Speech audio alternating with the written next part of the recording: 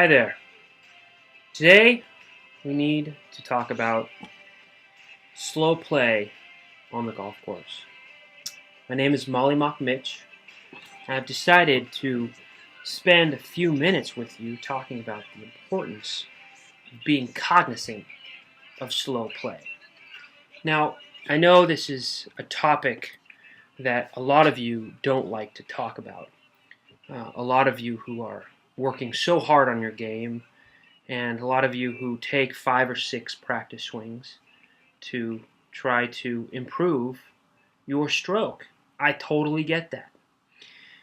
Here's my thing. 4 hours is a long time to do anything. I can barely pay attention to something that's in front of me for 5 minutes, let alone 4 hours. So if there's a group in front of me who's taken 15 practice swings for their 6 shots that it takes them to get to the green on a par 3, that ain't going to work. That just doesn't work for me. The extra 4 or 5 or 10 practice swings that you're taking ain't going to make much difference today there, bro. No offense. We all have our different levels of play, but I got to be honest here.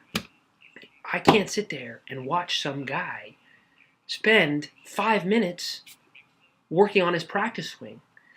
I believe a round of golf should be done in like 3 hours tops. I believe it's important that you take 2 practice swings. I personally like guys who I like to play with guys who have no practice swings, and guys who line up their putts, but they don't have to sit there and pull a Camilo Villegas on the shit. They just have to line up the putt. You don't have to draw things on there.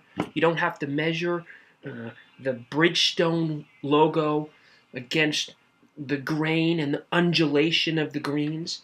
You don't need all that shit. You line up the ball to the hole, you take a swing or two, and you hit the ball towards the hole. You have a white ball, and you have a club, and you have a lot of green grass. You want to move that ball to the hole.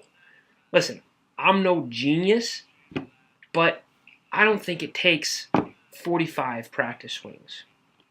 That's just me. So here's a little lesson. This is just me. I'm just trying to help a guy out. You take 2 practice swings. You take 2 practice putts.